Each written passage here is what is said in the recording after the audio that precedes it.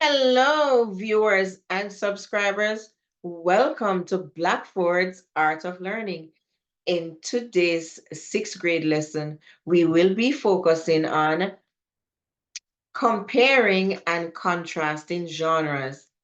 This is part 4 of our week-long lesson. So let me go ahead and share my screen.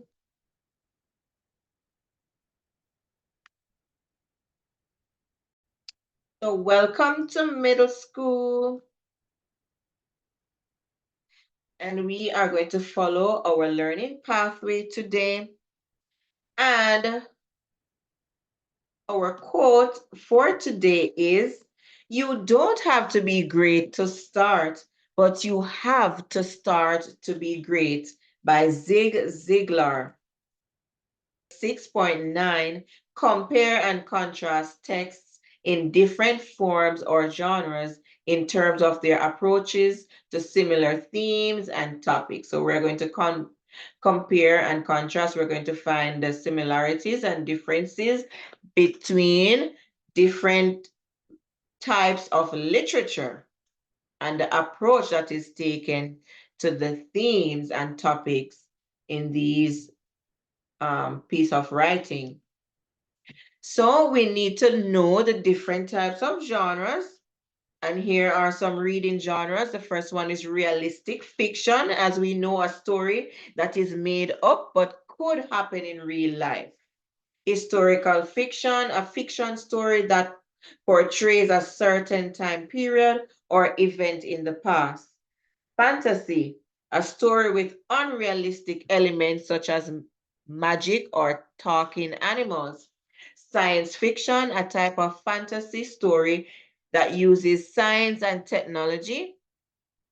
Mystery, a suspenseful story where a puzzling event is finally solved by the end.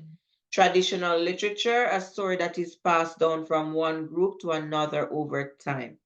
Biography, a true account of a real person's life written by another person. Autobiography, a true account of a real person's life written by that person. Informational, a text that gives facts about a topic. Poetry, a collection of lines of words that express emotions or ideas, often with a certain meaning, rhythm, or sound. All right, so those are types of genres. All right, let us watch this quick instructional video and comparing and contrasting different texts.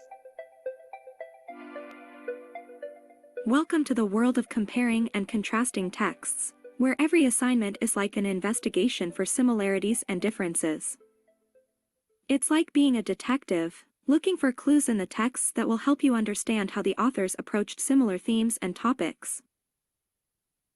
For example, let's say you are comparing a historical novel with a fantasy story. Both texts might have a theme of adventure, but the way the authors approach that theme might be very different.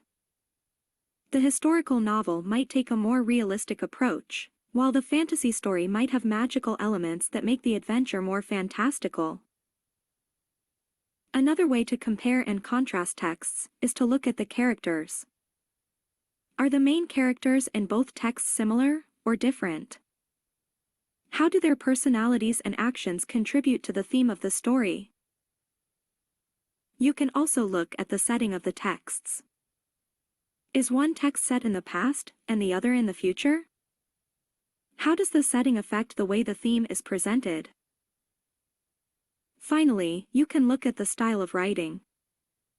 Does one text use a lot of descriptive language, while the other is more straightforward? How does this affect the way the reader experiences the story? Comparing and contrasting texts can be a lot of fun, like solving a mystery. By looking for similarities and differences, you can gain a deeper understanding of how different authors approach similar themes and topics.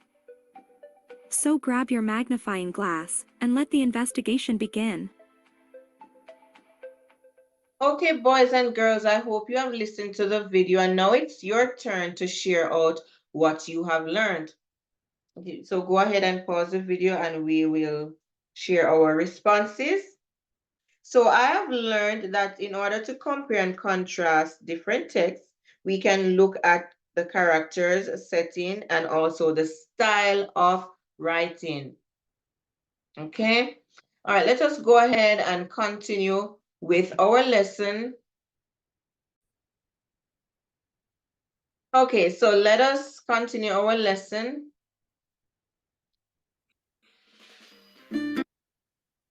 And we are going to participate in a quizzes game to review different types of genres. So we're going to enter the code that is provided, which is 787980.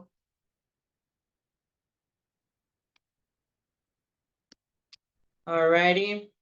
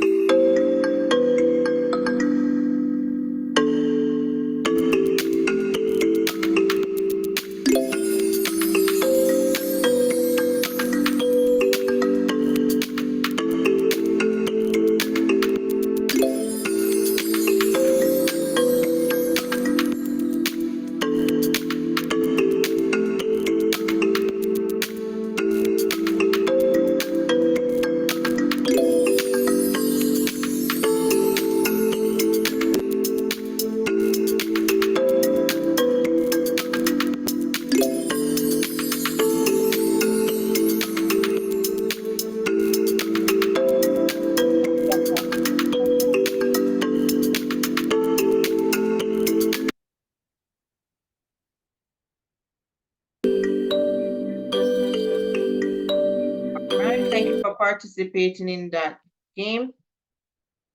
And let's learn about our topic of comparing and contrasting different genres. And we're going to do the story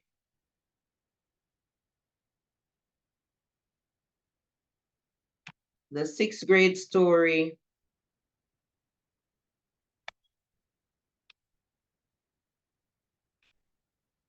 From Before We Were Free on page 207 to 210 of your iReady book. Okay. And I'm going to ask a volunteer to read. So thank you, Rachel, for volunteering to read. So it says, read the excerpt from a novel and then the short story. Then answer the questions that follow. From Before We Were Free by Julia Alvarez. 12-year-old Anita and her family live in a compound in the Dominican Republic in the 1960s. After most of their friends have fled to the United States, Anita learns that her father is involved in the underground resistance to the Dominican dictatorship. In order to stay safe, the girls must keep their family's political beliefs a secret.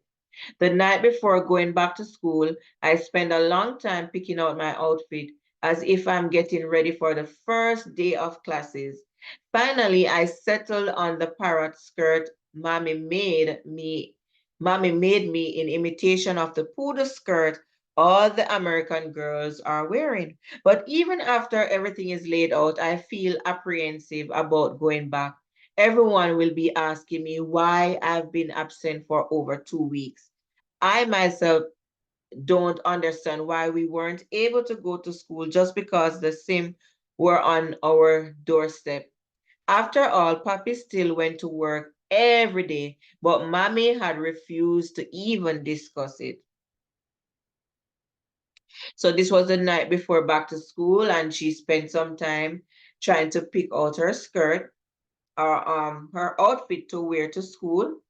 And then finally she decided on what she was going to wear. All right. And there was discussion about why she wasn't able to go to school because of the SIM on the doorsteps. Right, it says, I go next door to Lucinda's room. My sister is setting her hair in rollers. Talk about torture. How can she sleep with those rods in her hair? For her outfit, she also picked out her skirt, just like my parrot skirt, but she insisted on a poodle when mommy made hers. Lucinda, I butter her up. What are we going to tell everyone at school? You know they're going to be asking us where we were. Lucinda sighs and rolls her eyes at herself in the mirror. She motions for me to come closer. If people ask, just tell them we had the chicken pox, Lucinda says. But we didn't. Lucinda closes her eyes until she regains her patience with me. I know we didn't have the chicken pox, Anita. It's just a story, okay? I nod, but why didn't we really go to school? Lucinda explains that after our cousin's departure, too many upsetting things have been happening, and that's why mommy hasn't wanted us out of her side. Raids by the SIM, like the one we had, arrests, accidents, I heard Papi talking about some accident with butterflies or something, I tell her. The butterflies? Lucinda corrects me, nodding. They were friends of Papi. He's really upset. Everyone is. Even the Americans are protesting. Protesting what? Wasn't it a car accident? Lucinda rolls her eyes again at how little I know. Car accident, she says, making quote marks in the air with her fingers as if she doesn't really mean what she's saying. All right, so the girls seem to have been out of school for some time, and they kept contemplating why they didn't go to school. Okay,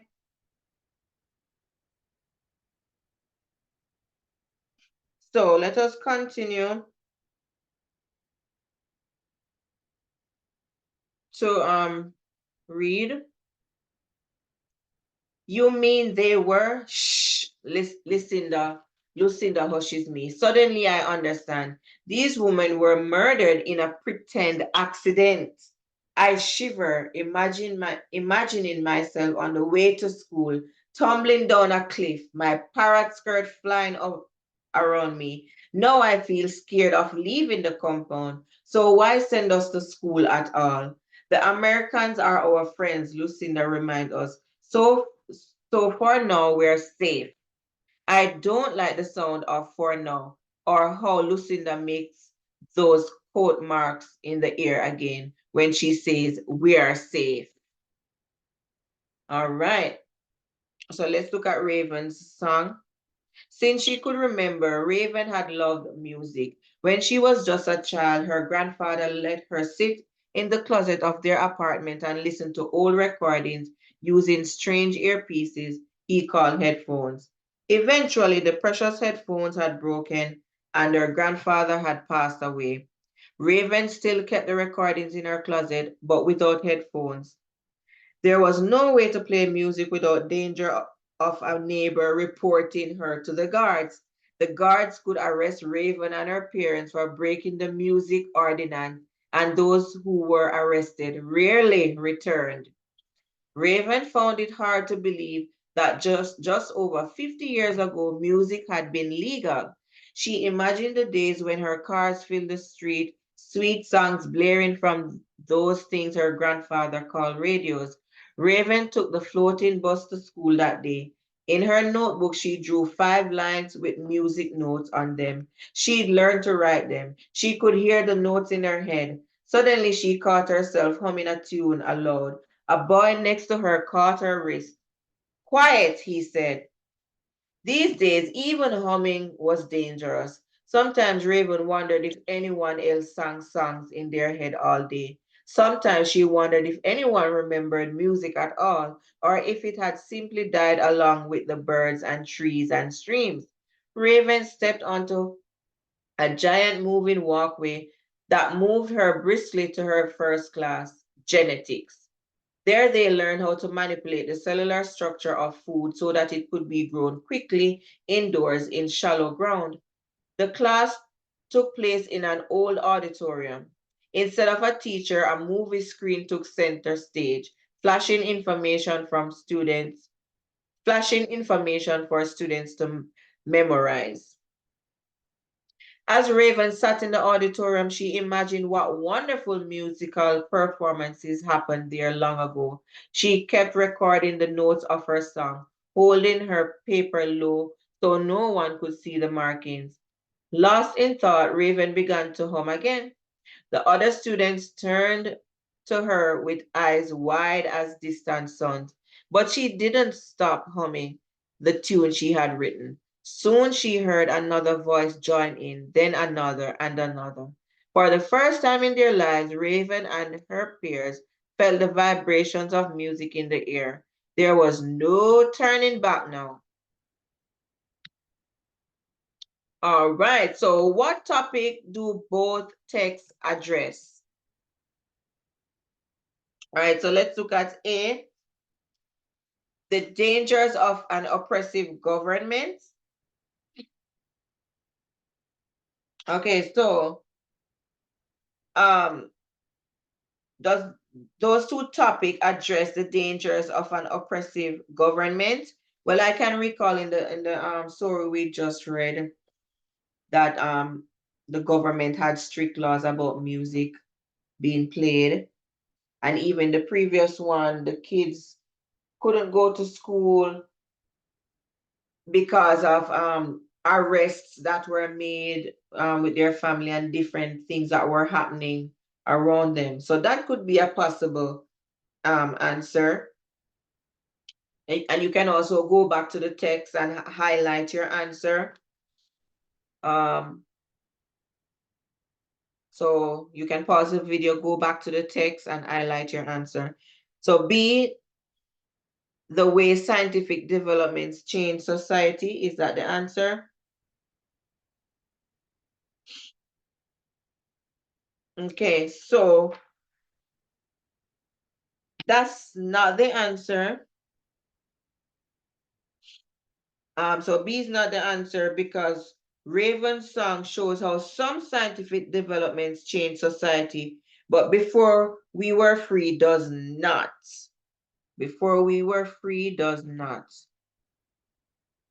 The need to fit in with classmates at school. So C is also incorrect. Although both texts mention school, they do not address the need to fit in with classmates. So that's out. The importance of music in people's life. D is incorrect because before we were free does not address the importance of music in people's life. So the answer is the dangers to an oppressive government because both texts addresses dangers of oppressive government. So remember, Anita's family keeps their political beliefs secret to avoid notice by the government. And in Raven's world, the government arrests people who play or listen to music. So let's look at number 2. Which sentence best captures the theme of both stories? So we're looking at the theme of both stories. A, accept things the way they are, even if you don't agree. So choice A is incorrect because neither Anita's family nor Raven accept things that they agree with. So we are going to cross A. B, define authority even in secret is an act of bravery. So remember, we were talking about the government and how they were oppressing the people in both stories. So this could be a possible answer. Let's go to the next one. It is foolish to challenge people in power for childish reasons. So C is incorrect because Anita's father and Raven are her classmate do challenge people in power, but it is not foolish, right? It is not for foolish, childish reasons at all. So we cross that one out. D, only weak, spineless people endure unfair treatment. D is also incorrect because the characters in both stories endure unfair treatment while displaying character traits of courage and bravery, not weakness. So that's incorrect. So B is the correct answer. Define authority, even in secret, is an act of bravery because Anita's family was defiant of the government's authority and they showed bravery. That is not apparent to the outside world. So nobody could see what they were doing, but they were being courageous. While Raven, listening to musical notes in her head, shows her secret defiance of authority. How do the stories approach the idea of courage in different ways? Okay, so let's look at the options. The first story shows courage over a long time. The second story shows courage in a single moment. So A is incorrect because while the second story shows a moment of courage, the first story takes place in one evening, not over a long period of time. So that's out. B, the first story shows courage as a good quality, the second story shows it as a problem. So B is incorrect because both stories show courage as a good quality, not a problem. Let's look at C. The first story shows the courage of a single person. The second story shows the courage of a group. So choice C is incorrect because both stories show the courage of a group. Anita's family in the first story and Raven and her classmates in the second story. So we're left with D. The first story shows the courage to keep silent. The second story shows the courage to express oneself. Right, because Anita's family courageously keeps their beliefs secret, and Raven braves authority by humming in class, leading others to join her. Okay, so now let us do our written response quickly. In both Before We Were Free and Raven's Song, the main characters must keep secrets because of the harsh governments they live with. Using at least two details from each story, explain how Anita and Raven feel about their secrets in ways that are alike and different. All right, so we're going to look at the fact that at first Anita is unaware of the reason her family must keep it secret.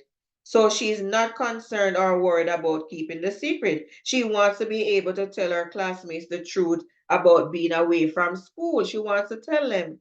So as Anita learns why her family must avoid being detected by the government, she tells that she feels scared of leaving the compound because of the incident um, where someone was hurt and killed while traveling, right? So Raven also is similar to Anita in that Raven is also unconcerned about keeping secret her love for music. Raven absent-mindedly hums a tune and is reprimanded by a classmate. But Raven differs from Anita in that Raven does not change her attitude about keeping secret her love of music, right? So Raven writes musical notes and hums in class, causing the entire class to join in and hum along with her. So go ahead and record your response.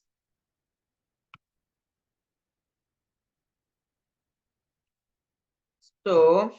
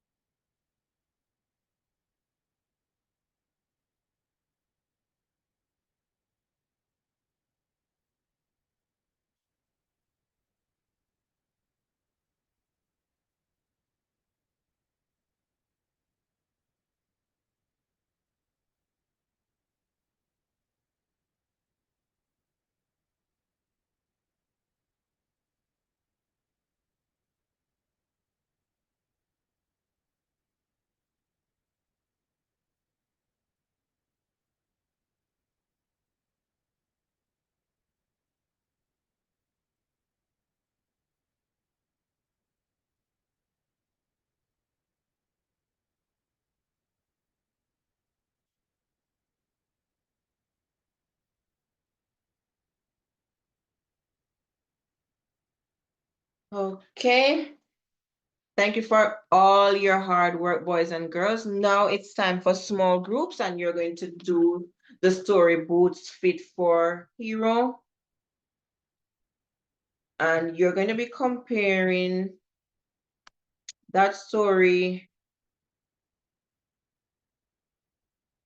Boots Fit for a Hero,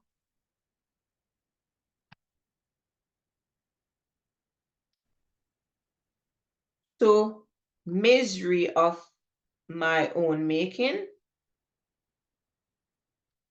And then you will answer the questions that follows. After that, you're going to do News Daily. I'm going to provide you with the handouts, and this is a part of your social studies lesson. Okay, and then you're going to do Common Lit, the roller coaster.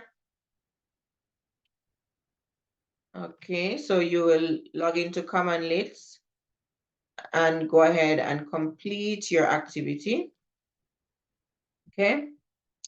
Remember, while I'm in a guided reading group, you do not interrupt the teacher and you work quietly with your group. Okay. So remember to work quietly with your group. All right. And you can use this cooperative learning strategy that we have been using all week. And then you're going to compare these two stories and then complete this graphic organizer and answer the questions that follow. And then here is also another story that you're going to compare, Town Mouse and Country Mouse, to the tale of Johnny Town Mouse. And then use this graphic organizer to compare the stories. And once you have finished completing your slide deck, you are going to complete your reflection.